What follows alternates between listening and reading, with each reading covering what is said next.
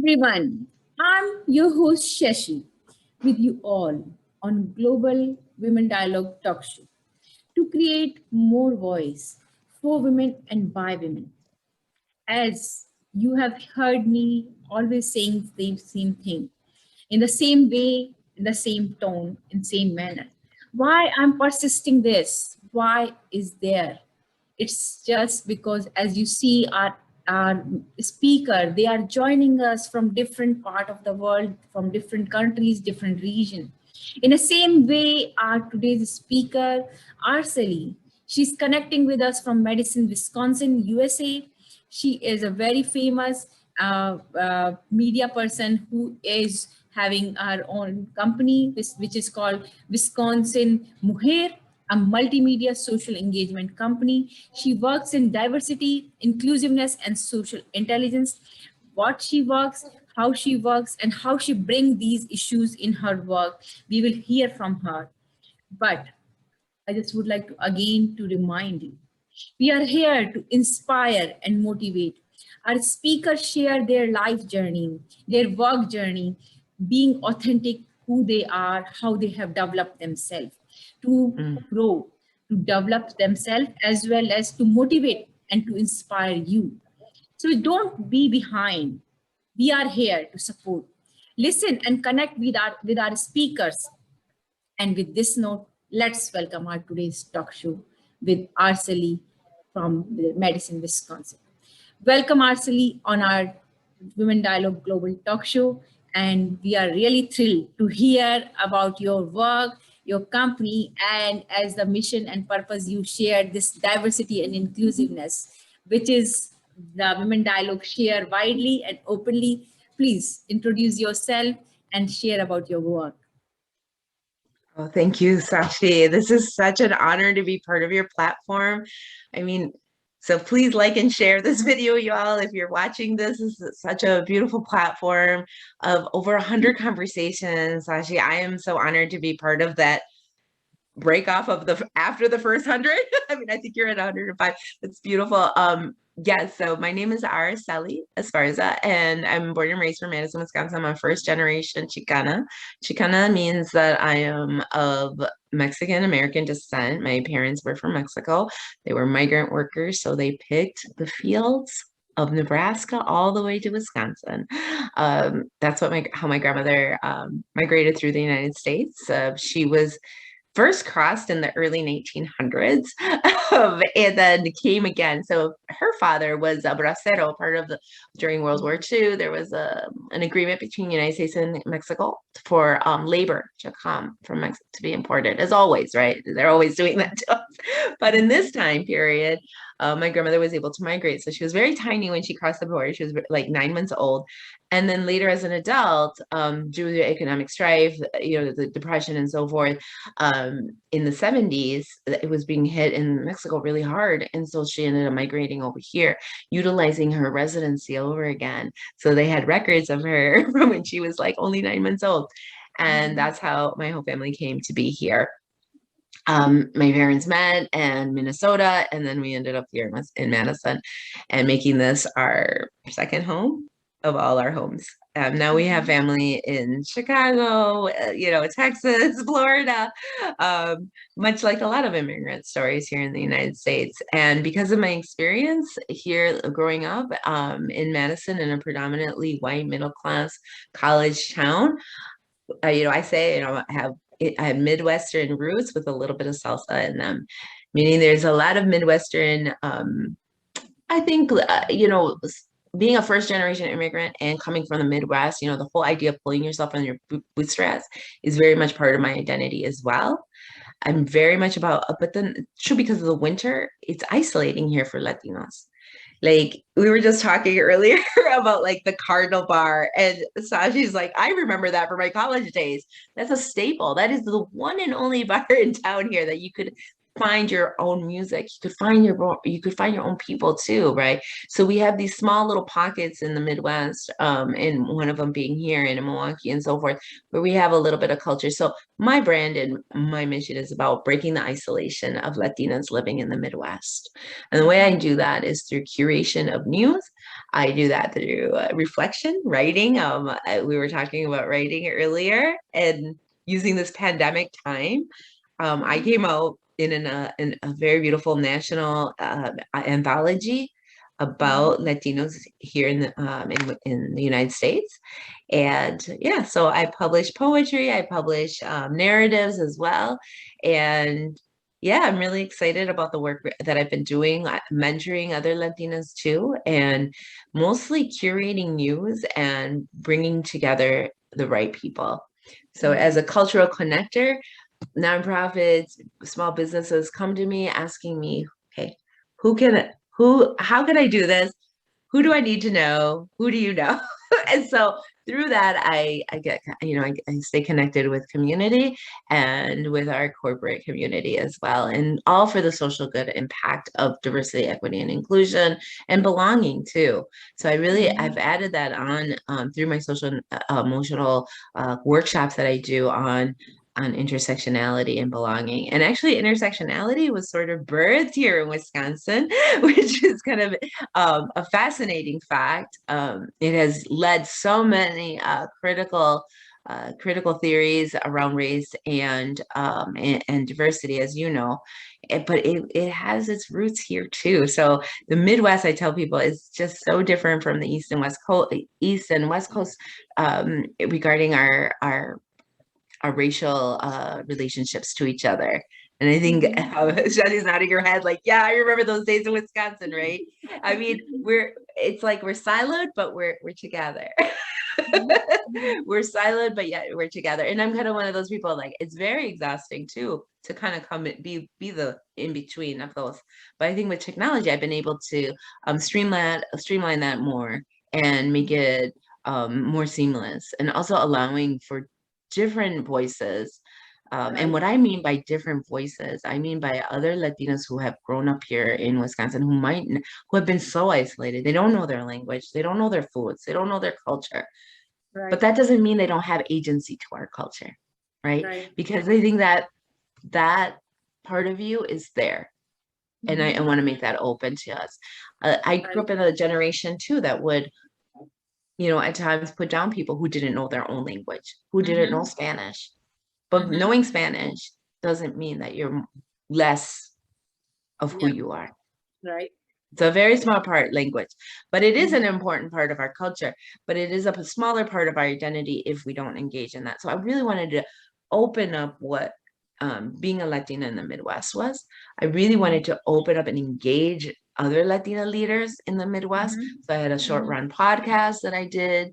I still engage in our community as either a board advisor and as a business owner too. So that's how I keep myself Yeah, that's in all the wonderful, substance. Araceli. The work you are doing, the way you are creating awareness in the youth or the young generation, how they can connect with their cultural identity, how they can create this while understanding and connecting with cultural identity.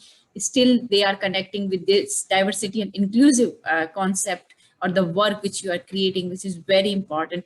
And when we are talking about your work, you have your company name as Wisconsin Mujer, and it seems like a mix of English and Spanish. Would you like to talk Yes. about what exactly and how you end up being having such a particular name?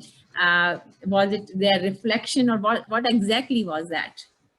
So it might seem like I'm flipping what I just said on its head, but there is a logic to this madness. There's a concept that people of color utilize a lot, and it's called code switching. So we code switch a lot when we're speaking either amongst ourselves, with each other. It's kind of like an anomaly of language that people of color in the United States have utilized for survival. And code switching is nothing new. I think every marginalized community in any country, in any part of the world, has used it. They've just named it different things. The way I utilized it in this was a code switch of like, those who know what mujer means will know that it's woman, right? So it's in the know that you'll know if it's woman or not. And if you didn't know, maybe out of curiosity, you'll understand it, because through my illustration of who I am, you'll know that mujer means woman.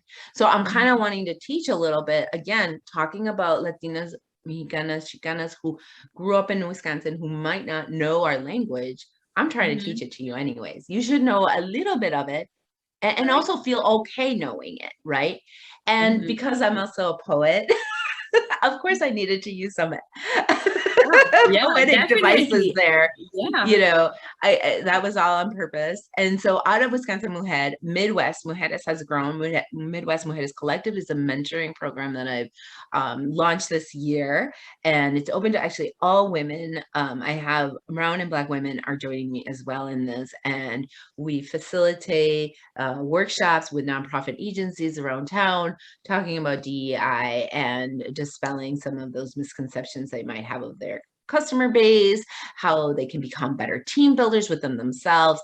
And then we also highlight small Latino influencers, small micro influencers that are doing things in the community. This week, I'm interviewing one of two only Latina fitness trainers in our community, talking about her business. So like you, Shani, I want to uplift other Latinas in the Midwest because oftentimes we go unrecognized.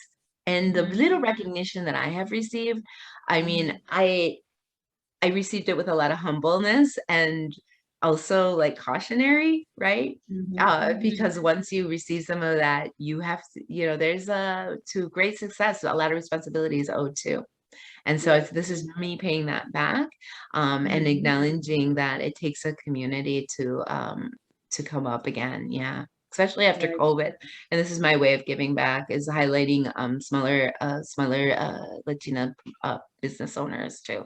So we Right. have a great Facebook community of over 700 Latinas and living in Wisconsin. Wow. Yes. Wow. And, I'm always feeding them tips. I'm like, hey, you don't need to find out everything. I'm already out there because Yeah. that's my job, is to kind of find out what are my opportunities. And so I want to Right. definitely pay that forward and showing them as Mm-hmm. well and sharing.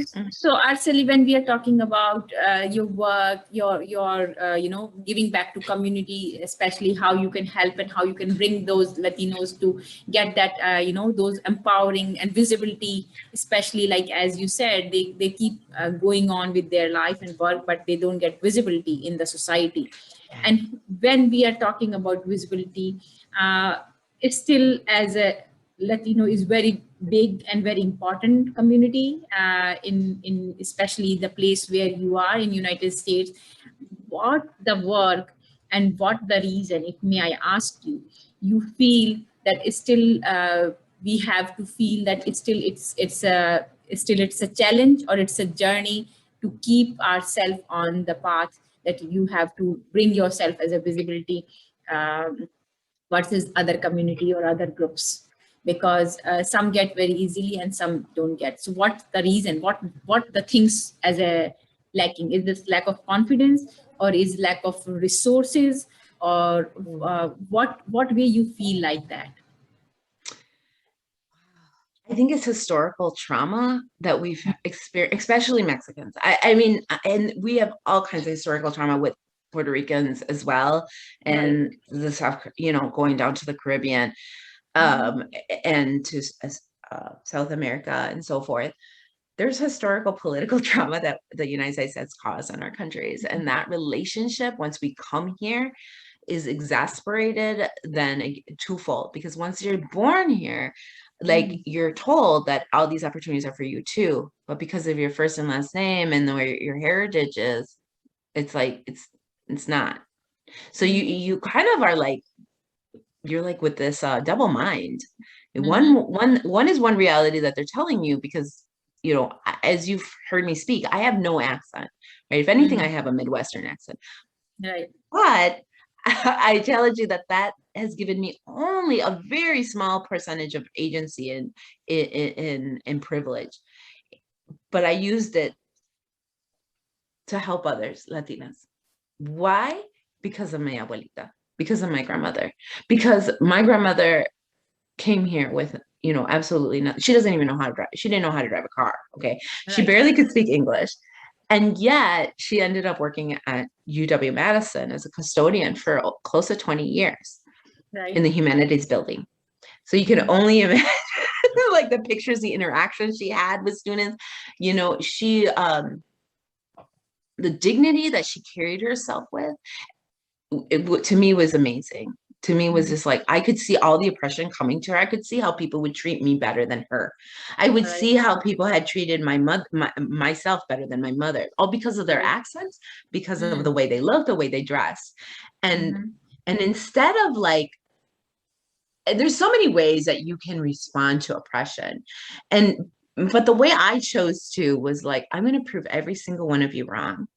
That these women that you might Mm-hmm. not think are, they really are. And I will Mm-hmm. never stop talking about them because they're the Right. pillars of what makes me. So I think that if we are allowed to share our stories more and with pride and kind of break through that initial oppression, and that takes so much courage. By the way, Mm-hmm. it takes a lot of courage to break through at Mm-hmm. first.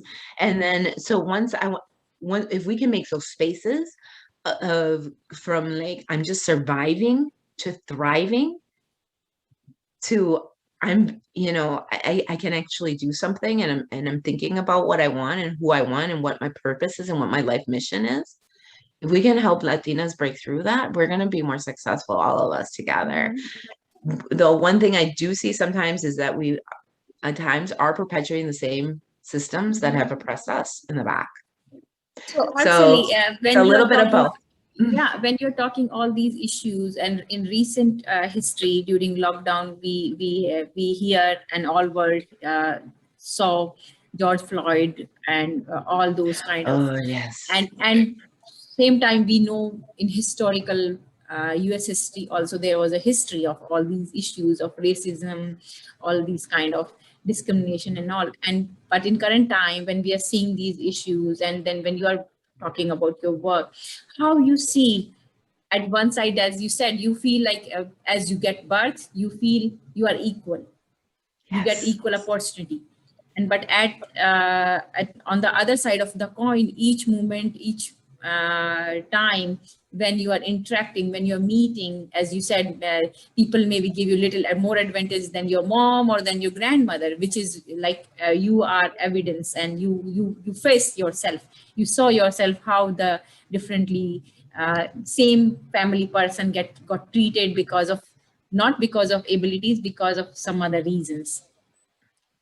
Well, bias and discrimination Yes. for sure, Right. for sure. Right. The tropes, those the stereotypes that are in our Mhm. minds. Yes, and even with my own husband, who's darker than me, that has happened many Mhm. times to us. And Mhm. he's an immigrant from Mexico as well, Mhm.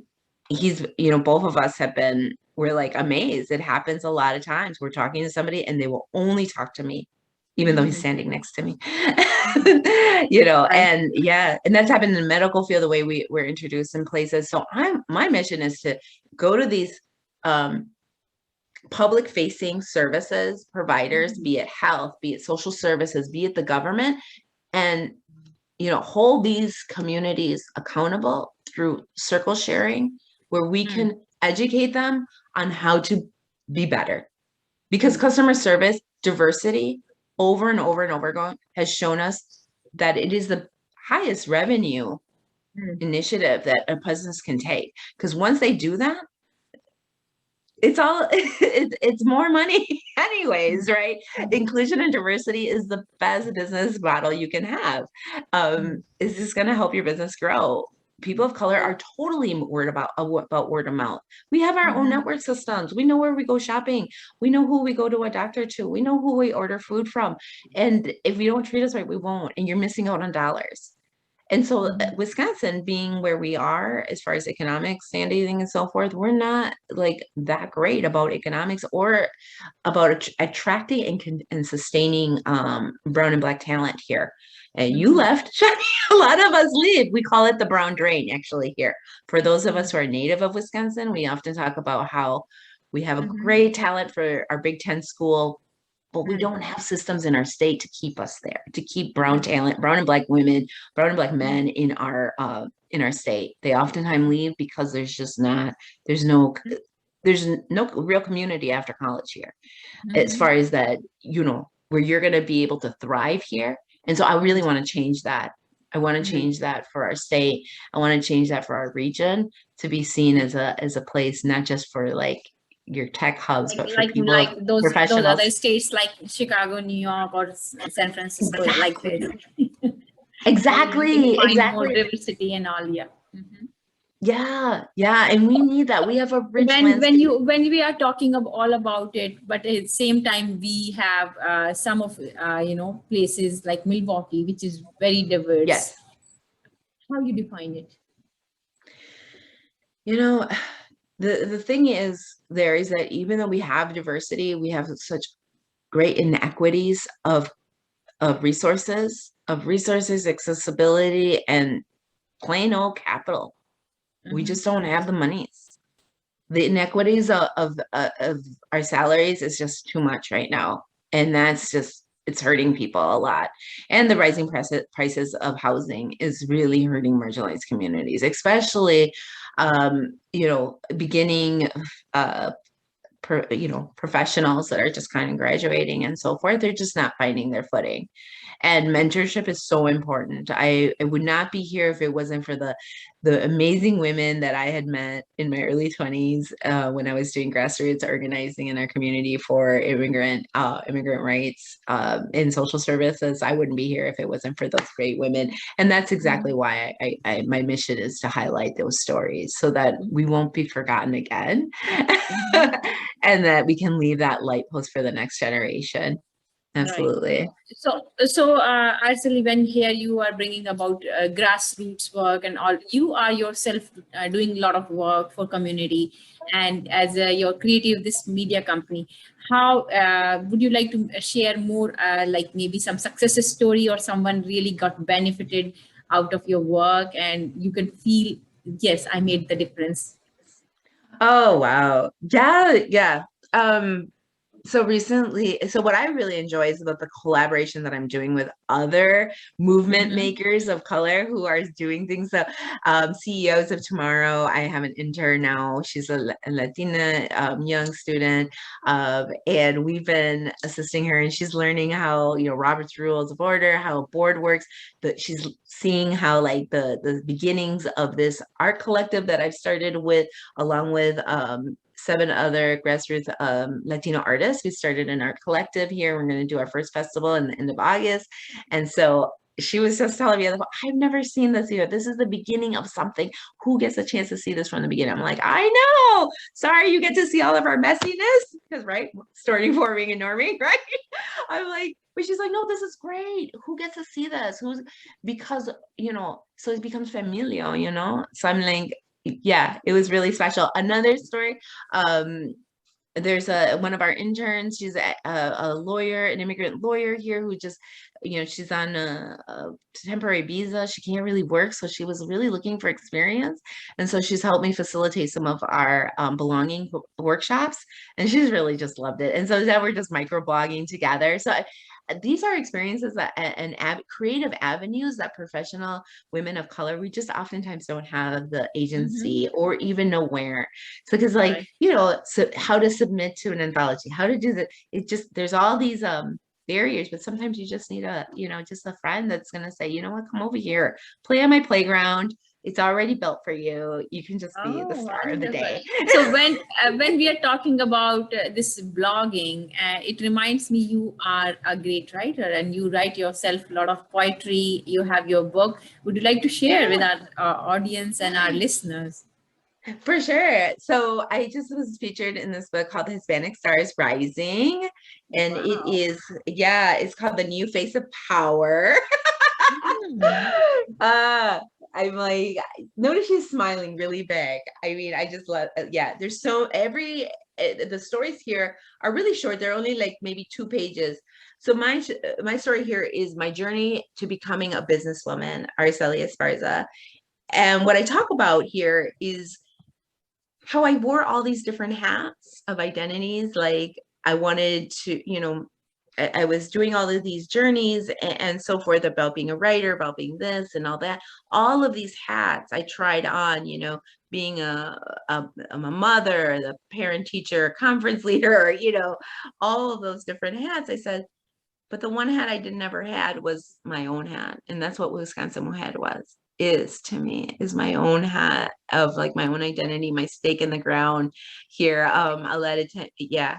And so I talk about how sad I would be about leaving my house and leaving my husband behind or my kid behind, because that's not how we were raised. You know, you're raised as, you know, you're Mexican first generation. You're told every day that you're supposed to, at least in my time, you know, growing up as a Gen Xer, um, maybe not now is so much, but back in the 80s, 90s, I mean, it was definitely told to me, you know, stay with your family. You're gonna grow up, you know, you're gonna cook and take care of your family and so forth. And so now where I'm wearing my own hat, it requires me to leave my house. And I'm like, I was so sad. And so I write about that, about even though I was sad about to leave, I can't come back and take care of them unless I'm able to take care of myself and take care of this mission. And so that's what I do, is take care of this mission and wearing my own hat instead of wearing all these other hats that society has given me as mother, or, you know, as woman, So as daughter. yeah, that's true. And when we are talking about it, wearing your own hat, it shows you have your own leadership style. How you define your leadership style? Uh, very personable. People are always like, you are so incredibly modest. Like, you act as if like anyone and everyone can do this. I'm like, good, because I do want everyone and anyone to do this. I do believe that each one of us are leaders in our own circles. Even if you are staying at home and taking care of your family and cooking and so forth, you are still a leader of your own house, Mhm. your own apartment, your own place. You are that leader. You're the leader that we need. You're the leader that we're waiting for. You're the voice that needs to be heard right now.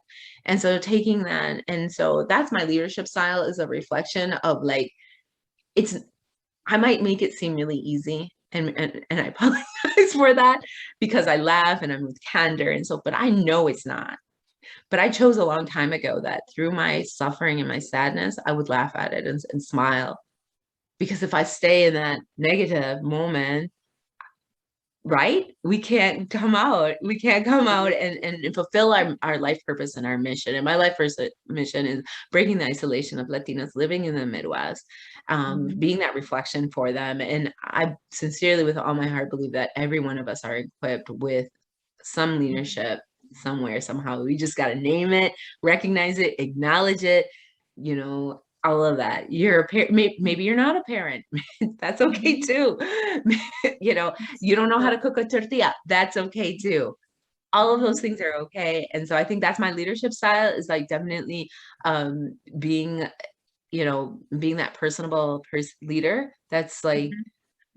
kind of, you know, fun, quirky. I'm trying to have a good time while we're making this work. Yeah, Yes. yeah. And when we are talking about bringing this leadership style in your work, how and what kind of message would you like to give to our listeners, our audience, and especially the women who are listening and watching us, how they can develop, or maybe your one message you would like to share with them? Yes. Sashi, I love how you've been calling it double up this whole time. Like, I caught this about you. Like, you know, I'm so wordy. I'm a poet. I love what you would be saying, double up, because you're right. We gotta double up on some stuff. We gotta double up on our love for ourselves. We gotta double up on the work that we're doing for other people, because that's just gonna pay us doubly later, right? And so Mhm. I've heard some of the other stories of the phenomenal women you've been interviewing, and you know, you are free. You are as free as you want to be, and definitely double up on that self-love.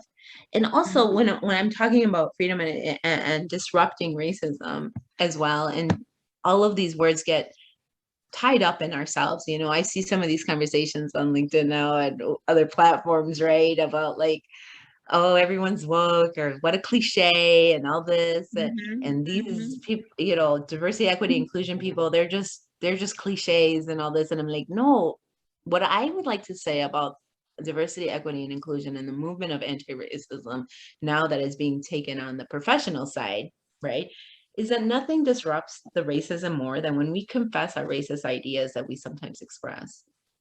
And Mhm. that freedom is like, is really important. especially for someone like myself who isn't Black, who is of immigrant parents, who's Latina, who can see that intersectionality, who sees both Black and white people, perhaps different too. And in that, you know, but we are not immune. I'm not immune to the racism in this country. I'm not immune to all of that. And so I need to acknowledge that. And through my through my ability to be able to do that, because my grandmother was such a woman of dignity, she also knew racism though. She educated me about racism. She knew, you know, how oppressed Black people were, because she was working right next to them, right? Mm-hmm. She was working right alongside of them all the time. So she knew.